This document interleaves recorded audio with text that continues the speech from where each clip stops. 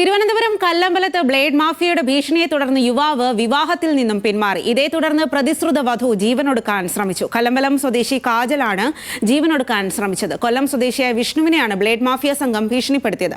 സംഭവത്തിൽ Kallambalam police case register ചെയ്തു. കല്യാണത്തിൽ നിന്ന് പിന്മാറിയില്ലെങ്കിൽ കാൽ വെട്ടുമെന്ന് ഭീഷണിപ്പെടുത്തിയതായി FIR-ൽ പറയുന്നു. ചന്തു ചന്ദ്രശേഖറാണ് കൂടുതൽ വിവരങ്ങളുമായി ചേരുന്നത്. ചന്തു, ഇന്ന് നമ്മൾ കേട്ട ഏറ്റവും ഞെട്ടിക്കുന്ന ഒരു വാർത്തയായിരുന്നു ഇതെന്നുള്ളതാണ്. ബ്ലേഡ് മാഫിയയുടെ ഭീഷണിയിൽ ഒരു കല്യാണം മുടങ്ങുക എന്നുള്ളത്.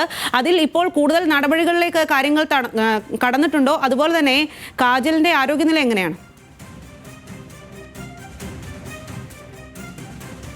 തീർച്ചയായിട്ടും സ്വാതി, ഈ മാസം 24-ന് അതായത് ബുധനാഴ്ചയാണ് ഈ കൊല്ലം സ്വദേശി വിഷ്ണുവും കല്ലമ്പലം സ്വദേശി കാജലും തമ്മിലുള്ള വിവാഹം നിശ്ചയിച്ചിരുന്നത്. മുൻകൂട്ടി നിശ്ചയിച്ച് ഉറപ്പിച്ച കല്യാണത്തിൽ നിന്നും ഈ വിഷ്ണു പിന്മാറണമെന്ന് ആവശ്യപ്പെട്ടാണ് ഈ ബ്ലേഡ് മാഫിയ കൊല്ലത്തെത്തി വിഷ്ണുവിൻ്റെ കുടുംബാംഗങ്ങളെ ഭീഷണിപ്പെടുത്തിയത്. ഈ വിവാഹം നടന്നാൽ കാൽ വെട്ടുമെന്ന തരത്തിലായിരുന്നു ഭീഷണി. ഈ കാജലിൻ്റെ അമ്മ ഷൈജ ഈ സംഘത്തിൽ നിന്നും വനിതകൾ ഉൾപ്പെടെയുള്ള സംഘം ഈ സംഘത്തിലുണ്ടായിരുന്നു എന്നതാണ് ഏറ്റവും പ്രധാനപ്പെട്ട കാര്യം. ആദ്യം ഇവർ ഷൈജയുടെ വീട്ടിലെത്തി ഷൈജയെ ഭീഷണിപ്പെടുത്തുന്നു. അതിൻ്റെ ദൃശ്യങ്ങൾ നമ്മൾ നേരത്തെ പുറത്തുവിട്ടിരുന്നു.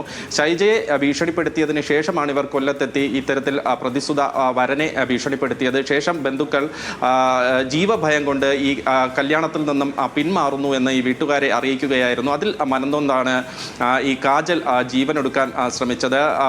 ഗുളികകൾ അമിതമായി കഴിച്ച് അവശനിലയിൽ കണ്ടെത്തിയ കാജലിനെ തിരുവനന്തപുരത്ത് തന്നെ ഒരു സ്വകാര്യ ആശുപത്രിയിൽ പ്രവേശിപ്പിച്ചു. ഇപ്പോൾ തീവ്ര പരിചരണ വിഭാഗത്തിൽ ചികിത്സയിലാണ്. ആരോഗ്യനില തൃപ്തികരമാണ് എന്നാണ് ആശുപത്രി അധികൃതർ വ്യക്തമാക്കുന്നത്. എന്തായാലും ഈ സംഭവത്തിൽ 8 പേർക്കെതിരെ ഇപ്പോൾ പോലീസ് കേസ് രജിസ്റ്റർ ചെയ്തിട്ടുണ്ട്. നെക്കാട് സ്വദേശികളാണ് ഈ 8 പേർ. സുനി, നിഷ, അൻസാരി, ബ്രൗൺ, രമണി, മഞ്ജു എന്നിങ്ങനെയാണ് 8 പേർക്കെതിരെ. കൂടാതെ കണ്ടാൽ അറിയാവുന്ന ആൾക്കാരുമുണ്ട്. ഇതിൽ 8 പേർക്കെതിരെയാണ് കേസ് രജിസ്റ്റർ ചെയ്തിട്ടുള്ളത്. പ്രധാനമായും നിയമവിരുദ്ധമായി